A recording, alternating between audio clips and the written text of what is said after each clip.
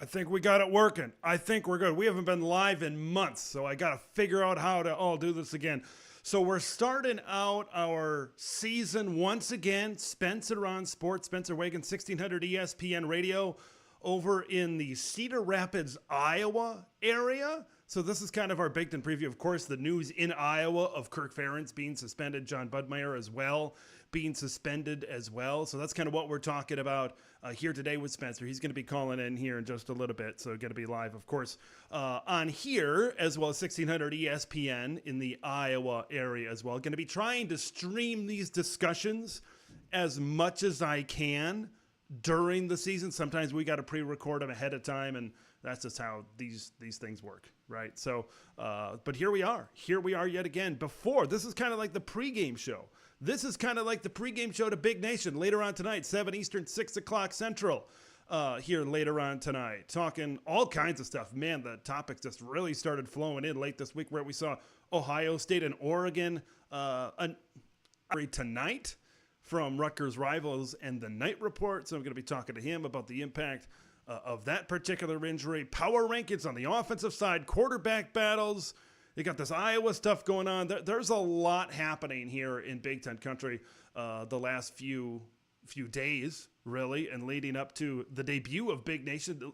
You saw it on Tuesday, and then, of course, on Thursday. Next Tuesday's edition of Big Nation, we are going to see game previews. We are previewing football games. Can you believe it? Penn State, West Virginia, big noon on Saturday. And then the game I'll be at on Thursday night, North Carolina taking on the Minnesota Golden Gophers, as well as we await the call in here from 1600 ESPN as well over there. So that's kind of what's coming up here on the channel as well. Apologies to those of you in live chat country. I was sitting here at the computer for an hour and a half maybe, trying to figure out how to get live chat messages to pop up, and, well, I just couldn't figure it out. It's swear, every time I don't stream for like a couple of months, it just decides not to work. So, but that's technology. That's what happens when you build the whole thing yourself. So here we are. All right, so we got our call coming in here.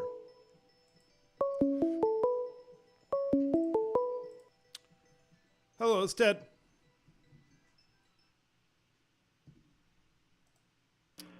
Hello, it's Ted. Hey, this is Andrew with 1600 ESPN and Spencer on Sports. Awesome. Are you guys ready? Just about. He's doing a small segment about what you missed in sports, so I'm going to put you on a quick hold, and then he'll pick you up right after that, okay? Perfect. Sounds good. Thank you. You're welcome.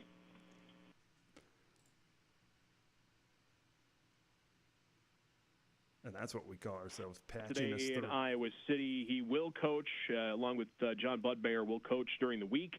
Neither will be available for the game next Saturday. Assistant head coach Seth Wallace will be the today. They played to a 1-1 tie with Western Michigan over at Kalamazoo. Hawkeyes will be at number 12 Texas coming up on Sunday. An interesting story out of the NFL. The NFL increasing its efforts to educate players and employees on the importance of, well, following the league's gambling policy and the punishments that, well, people can expect to receive for violations. The NFL announcing today that starting this year, in-person gambling policy education and training is mandatory for everybody. In previous years, the education was optional. Now, all players, veterans, and rookies have to attend the training sessions, and these took place during the spring minicamp window and during training camps. That's the story from the NFL today. There you go, a few stories you may have missed at work from us here at 1600 ESPN. This is Spencer on Sports on 1600 ESPN.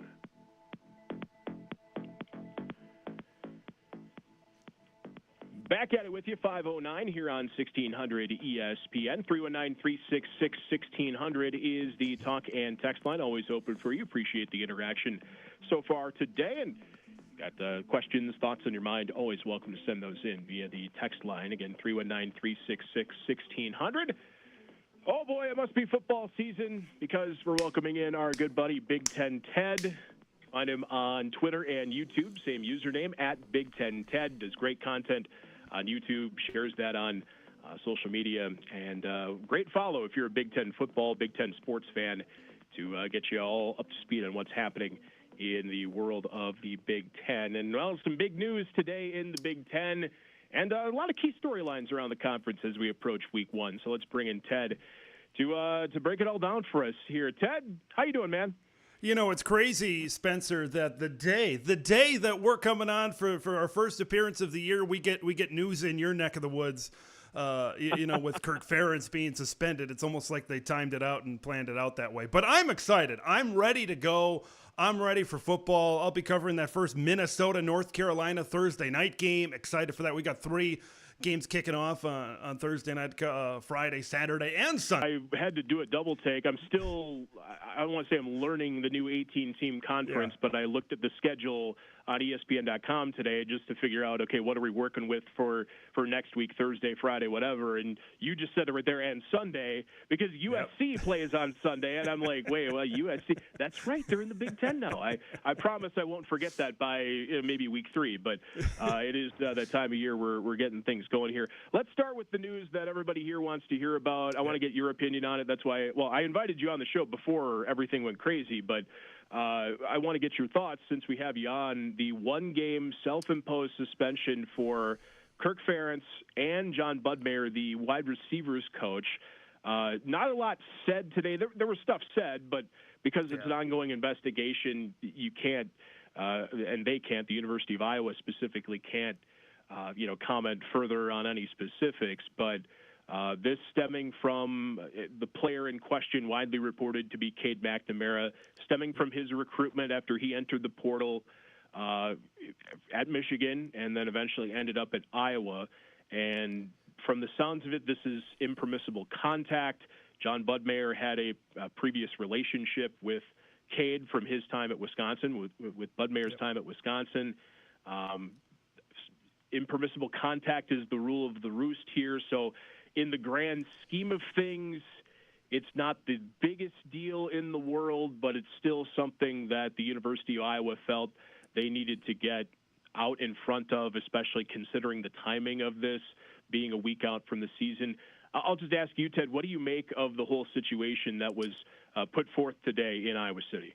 Boy, it's interesting to me because Kirk Ferentz, for the better part of quarter century that he's been in Iowa City since 1999, he's run a football program that's right down the straight and narrow. And now all of a sudden you got this gambling thing that happened last year. You have the Caden Proctor situation right this summer where that was something where they self-imposed a violation. Right, where he kind of came to Iowa and then went back to Alabama and all that. There were some text messages that were exchanged by the recruiting director as well early in that process. And then you have this deal but yet here we are. If Kirk and this Iowa program, Beth Getz at the presser today, obviously trying to get out in front of this thing so the NCAA doesn't breathe down their neck too far. Almost the anti-Michigan, right? What happened with their thing last season as well. But like you said, it's not going to be a huge deal. Like, it's the Illinois State game. This isn't going to be something where they're sitting out a game like it's against a rivalry like Iowa State or something like that. So on the field, I don't think that there's going to be any issues. And what's semi-ironic to me is actually at that same press conference, he named Cade McNamara the starting quarterback for the season. So I thought that was a little, maybe a little tongue-in-cheek in there as well. So, but when I look at the situation, tell me exactly that every other coach that wants to win is not doing the same thing. So it's just Iowa has really been at the brunt of a lot of this off the field stuff for the past year or so. And I'm sure they just want to move on from it. They want to get out in front of it so they can focus on football and winning football games. Yeah, and that's just the thing, and the point I've heard others make, and I agree with, is how many times do you hear of someone entering the transfer portal, whether it's a quarterback, a wide receiver, running back, defensive back, whatever you're talking about? How many times do you hear of them having a no contact tag, which identifies that, hey, they kind of know where they want to go, right? Yep. I'm not saying that there wasn't a line crossed, and Kirk Ferentz was very, very contrite, very apologetic. He was very emotional in the press conference. A couple responses to questions, he was clearly fighting back some emotion, fighting back some tears, talking about how this is going to affect the staff and the team and what he told the team and stuff. But it's there's still plenty of gray area involved with this, but this is something that contacting players happens, right, in this day and age of college football. So I'm not excusing the fact that a line was crossed, and I'm not saying that they're doing the wrong thing by getting out in front of it, because you don't want the NCAA to use you as an example, right? Mm-hmm. But I just feel like it's not, as we continue down this path in college athletics, where there's, the portal and NIL are such prominent things in college sports, and especially in college football. I feel like this 2-3 years down the road is just going to be even less of something than it is now. Don't you agree, Ted? Yeah, I absolutely agree that, there's this House versus NCAA case that is trying to get figured out. And basically what's going to come out of that lawsuit right now, and the resolution of that and the settlement of that, is we're going to have a complete new structure of college sports. There's going to be revenue sharing. Players are going to be able to earn a salary. There's been figures, $20 to $25 million that have floated out there. And you see little bits and pieces of information on Twitter that some schools are maybe saying that, hey, we're going to do this, or hey, we're going to do that as well. That doesn't take away tampering, right? That doesn't take away a situation like this, where a coach like Kirk Ferentz may have contacted Cade McNamara before he entered the transfer portal, right? That doesn't take that away. Just like NIL itself is not going away just because that there is a $20 to $25 million type of salary cap as well. So I hope there's some structure. I hope that with this settlement that we can really figure out some guidelines. The hot buzzword is guardrails, right? I hope that we can, whatever it is, I think we all want this figured out. It's just, some coaches are using it to their advantage right now. And I've said this before, where it's just like, in some respect, if you aren't tampering, you aren't trying, right? To be able to build a really, really good football team. Like I saw an interview today with Miami's Ohio head coach. They were doing a season preview with a radio or an online host, and he says, yeah, you lost your kicker. And Coach Chuck Martin says, no, our kicker was stolen. Our kicker was stolen by Alabama, and Kalen DeBoer was asked about it, had a smirk on his face, and didn't really say much. So I just think it's the way of the world now, and I hope that this settlement down the road, we can figure some things out, have a little bit of a clearer picture, because we're obviously way past the era of amateurism. That has come, that has gone, it is done, RIP. So we just need to figure things out. So you don't have 80 coaches across the country doing this, but yet still one gets in trouble. Big Ten. You mentioned the quarterback situation. I played the clip just before top of the hour here on my show. Kirk, talking about the quarterback situation, said if we're playing tomorrow, which they're not, they're playing a week from Saturday, but if they're playing tomorrow, it's Cade McNamara number 1, Brendan Sullivan number 2, yep, and Marco Linus number 3. What do you make of this quarterback situation? I'll pose the question to you. Who do you think ends up with the most snaps, if you will, at quarterback for Iowa? Is it Cade, or is it going to be Brendan Sullivan this year, in your opinion? Boy, that is a $64,000 question, man. I'll tell you what, that Kids Day scrimmage, obviously it was not televised or anything, but from what we saw and what was reported, it did not look good for Cade McNamara. It was something like 7 of 21, fumbled snap, threw a pick 6, or what would have been a pick 6, something like that. So it did not look good. And when you look at Cade McNamara, okay, last year he played a handful of games before a season-ending injury, and he hasn't played a meaningful majority of a football season since he led Michigan to a Big Ten championship all the way back in 2021. So it's been a long time, and he's coming back. Remember, he had an injury during the 2022 season, before he entered the portal and came to Iowa when he was at Michigan. And of course, now this past year, he had a season-ending injury. So that's 2 injuries to overcome over there. And then you've got a guy in Brendan Sullivan. Okay, when you look at Brendan Sullivan right now, like that Northwestern, he subbed in for Ben Bryant last year, and he played pretty good in spots. Especially that Maryland game is one that really stuck out to me for Sullivan. He's got a little bit of scoot in him. I wouldn't say he's ultra mobile or a dual threat or anything like that, but he provides an option that maybe Iowa hasn't had in recent years with the Spencer Petras, with the Deacon Hill, even with Cade McNamara, right, with his lower body injury. So he provides a little bit of mobility.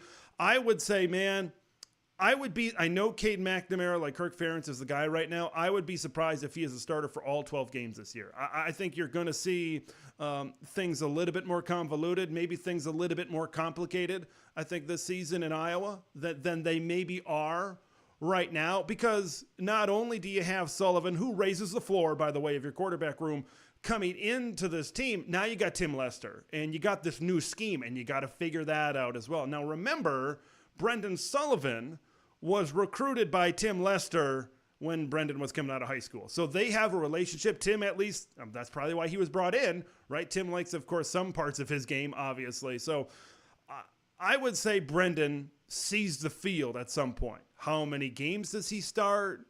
Does he start more than Cade McNamara? Boy, if they make this change middle of the season, that's going to be a disruptive thing. Maybe during the season for the Iowa Hawkeyes to make that quarterback change, but their quarterback play is going to determine a lot. Been hearing a lot of good things about the offensive line and the run game coming out of Iowa camp. So if they can run the football, you have a healthy Luke Lachey most of the season, they're going to improve. But once again, the quarterback, who is going to be able to lead them to more production down the field? My gut maybe tells me Brendan Sullivan, but that's just what my gut tells me right now. Yeah, you mentioned it, though, and I agree with you. The floor is brought up, and that's what was sorely needed. And Kirk even said it in the clip that I played. He watched some old film from last year at this time, and it was just night and day difference, just based on the skill level and based on the health and based on what they had just in the room. So even if he doesn't see the field, he being Brendan Sullivan, it's good to have a competent backup. I mean, no disrespect to Deacon Hill, but that was not good football, and you need competent quarterback play to be successful in the Big Ten. Ted, I saw on your Twitter, your X account, you tweeted out your predictions for final standings. Yeah. And you had Iowa at 9-3. Explain your work. Show your work. I'm like your math teacher here. How do they get to 3 losses? Oh boy. So there's one in there. There's one in there that people might be a little bit confused, might be a little bit floored out of, but I see a lot of predictions out there and people writing it in chalk, right? This team's better than that team, so they're going to win all those games. We get upsets. That's why we love college football. I'll start first. I think early in the season, like we said, I think they're breaking in this offense, and we saw the struggles that Cade McNamara had early in the season. Going to Minnesota, I think that's going to be a game very similar to last year, right? Who can make the stop? Who can make the play? Darius Taylor is one of the best running backs in the Big Ten. Minnesota has a really good right against the Buckeyes. That's going to be extremely difficult. Of course, the last time they went to Columbus, it of course didn't pan out too well a few years back as well. And then I got him actually beating Wisconsin, and I think that's going to be somewhat of a emotional game over there. And I think both of those teams are going to be pretty good at that point. The week after Wisconsin, they turn around and go on the road to travel across the country on a Friday night to a UCLA team that's got probably a top 5 wide receiver room in the country. Ethan Garbers, when he is there, when he's starting, he can be a solid quarterback. TJ Harden can be a 1,000-yard back. That's an upset spot, right? That's an upset spot. You can maybe switch around these games and maybe they could lose to Wisconsin and beat UCLA or something like that. But I think considering that they're breaking in a new scheme and what we've seen, at least, or what we've heard, what's been reported coming out of camp at the quarterback position, I think there's a fair amount of concern right now for the Iowa Hawkeyes. So that is how my work has been shown. Okay, there's a few upsets that I have in there, and that's one. I think UCLA is a team that a lot of people are kind of pushing down the peg right now, and maybe they just don't know as much about them, but they've got 3 very good wide receivers. Draft guys think you could have a couple of these go in the top 4 rounds, something like that. So I think that's going to be a team with Eric Bieniemy coming in as the offensive coordinator. They have a tough 3-game schedule or 3-game slate early in the season, but after that bye, I think they could turn around. Maybe that's a Friday night game. Weird things happen on some of these night games during the week. Non-Iowa topic, Ted, we've had some quarterback battles outside of the Hawkeye State being settled recently. Just yesterday, Dylan Raiola named the starter at Nebraska. We also saw Tyler Van Dyke get the opening night nod at Wisconsin, and then Will Howard get the nod over at Ohio State. Which of those three do you think has the best year ahead of them in 2024?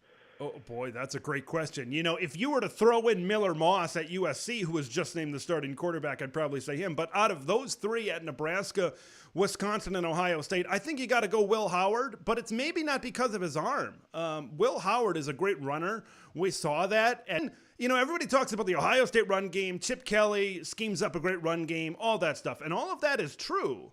But I think also something that you need to look at is, I don't know, this is maybe besides Oregon, the best wide receiver room in the Big Ten Conference. Jeremiah Smith coming in, Emeka Ibuka, Carnell Tate, Brandon Ennis. Like, you've got top receiver after top receiver in some of these recruiting classes. So I think he's going to be better. You know, a lot of time you see quarterbacks, hey, they make their receivers better. But I think it might be the other way around. I think those receivers are going to find a way to get open. It's just going to be up to Will Howard to make the right reads at the right times. When you look at Tyler Van Dyke, man, this is a guy, I think, out of maybe all the quarterbacks in the Big Ten, definitely recently out of these recently named starters and some of these transfers, the team really relies on how good the quarterback is, maybe more than Wisconsin with Tyler Van Dyke. Because if Tyler Van Dyke maybe played like he did, these last few seasons where he's a little bit inconsistent, commit some turnovers, this is a team that could go 6-6. They could be that low. But if this is TVD and things are clicking in this Phil Longo offense, this could be a team that could win 8 or 9 games. I firmly believe that. So I think there's a big range with TVD. For Dylan, that's probably the guy that's asked the least right now, right? Hey, we're going to run the football. We're going to take a little bit of pressure off you. We got a great defense. All you got to do is hold on to the football. All you got to do is not be Jeff Sims. He's going to be able to make those throws. Just make those throws when the defense creeps up. You got a one-on-one matchup over the top. Dylan, all you got to do is make that throw, right? He looked pretty darn good making those types of throws in the spring game as well. I think they want to see Dylan playing much better down the stretch when you see Ohio State, when you see USC, when you see Wisconsin, when you see Iowa. When you look at some of those teams, specifically Ohio State and USC, you're going to have to score a lot of points to be able to keep up with them and have a shot to win those games. So he's got to be good during that stretch. During the front stretch, when you play Purdue and Illinois and Rutgers, I know they play Colorado out of conference. They're going to need to score in that one. But in terms of conference games, I think you can be fairly physical, run the football, stuff like that. Have Dylan ready to go. And this is a Nebraska team. If everything clicks, quarterback holds onto the ball, they could be pretty good as well. All right, Ted, that's all I got for you this week. We will talk to you again next Thursday, and we will go wall-to-wall Week 1 preview content. How about that? Absolutely. I'm ready to go already. There you go. Big Ted, appreciate it. Always a pleasure having him on the program, and kind enough to... All right, that's that. That is that. Number 1 appearance in the books for Spencer on Sports over at 1600 ESPN. ESPN over there. So it is currently Central Time, 5:28 p.m. We've got Big Nation coming up at the top of the hour, 7 Eastern, 6 o'clock Central. So make sure you tune in for that as well. So we're going to be back here hopefully next week. We'll see. I might have to record that one ahead of time. In fact, I probably will have to record that one ahead of time because I'm going to be at the Minnesota-North Carolina game. So there you go. There's a little bit of a plug. Make sure you come back here for coverage of the Gophers and Tar Heels from Huntington Bank Stadium with reaction from PJ Fleck, players, and others. So make sure you tune in tonight here on the channel, 7 o'clock Eastern, 6 o'clock Central, top of the hour, Big Nation covering quarterback battles, offensive power rankings, Muhammad Torre injury with Richie O'Leary, Kirk Ferentz suspension, and much, much more. So until then, I'm Big Ten Ted. We will see you in the next one.